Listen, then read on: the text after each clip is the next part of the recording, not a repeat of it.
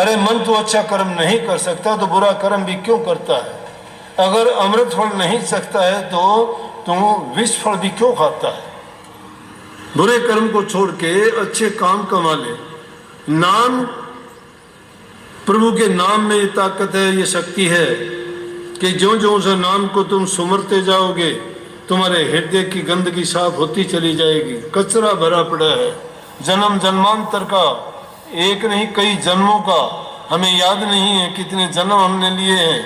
उन जन्मों में क्या क्या हमने कर्म किए हैं, वो कर्म की गठड़ी साथ लेके आए हैं। वही कर्म ढोते ढोते फिर चले जाएंगे और फिर वही काम फिर करना होगा। वही पशु पक्षियों की तरह जीवन हम जीते हैं, क्या बड़ापन है। इंसान का चोला तो मिल गया लेकिन कर्म पशुओं वाले करते हैं हम। अच्छे काम जो करता है वो नेकी करने वाला वो सच्चा प्रभु का सेवक है, प्रभु का भक्त है। इसलिए उस नाम का सुमरण जो जो करते चले जाओगे त्यों तो तुम्हारी बुराई निकलती जाएंगी, उनकी जगह अच्छाई ले लेगी। नहीं तो वो बुराइयां और बढ़ती चली जाएंगी जितना भी उनको शक्ति मिलेगी। बुराइयां जब तक मन से नहीं निकलती है तब तक भक्ति नहीं कर सकते, 2 मिनट भी नहीं बैठ सकते। आपका मन आपको टिकने ही नहीं देगा। निंदा और बुराई के काम में आप घंटों तक लगा दोगे, दुश्मनी आप कई जन्मों तक निभा दोगे। लेकिन भक्ति करने के लिए, नाम सुमन करने के लिए 5 मिनट भी बैठना तुम्हारे लिए मुश्किल होगा।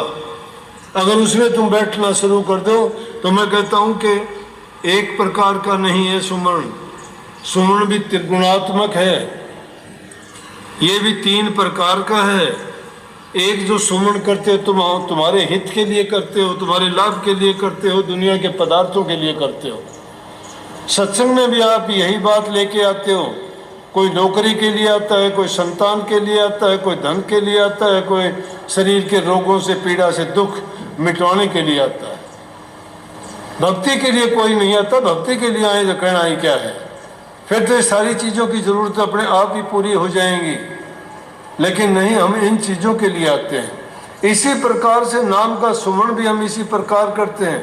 एक करते हैं अपने हित के लिए, अपने सुख शांति के लिए, एक करते हैं दूसरे के नुकसान के लिए, और तीसरा जो करते हैं वो जिसमें ना तो दूसरे का नुकसान न हो अपने, लेकिन वो सिर्फ मुक्ति के लिए करते हैं, वो जन्म मरण से छुटकारे के लिए करते हैं। वो सात्विक है, वो सात्विक है। इसलिए इन चीज़ों में सबसे पहली ज़रूरत है कि इंसान की संगति अच्छी हो।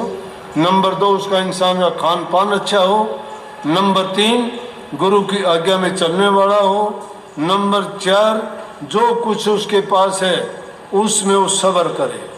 जिसको सब्र नहीं उसको शांति नहीं। और मालिक की रजा और मौज समझे कि जो मेरे लिए परमात्मा ने किया है वो अच्छे से अच्छा किया है। इससे मन में शांति आएगी, मन टिकेगा। नाम भक्ति करोगे, जो जो करते चले जाओगे क्यों तो तुम्हारे मन की शक्ति तो क्षीण होती चली जाएगी, रूह को ताकत मिलती चली जाएगी।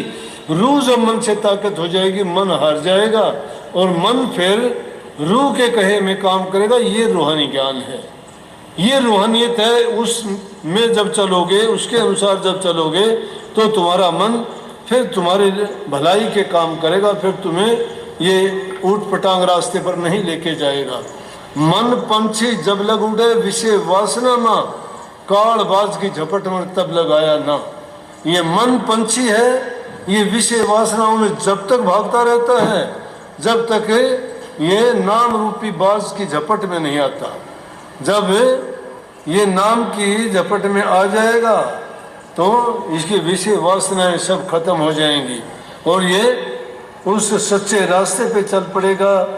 गुरु की दया और मेहर का पात्र बन जाएगा। ये गुरु की दया और मेहर का जो पात्र बन जाता है उसका समझो कि भक्ति का सिलसिला शुरू हो गया।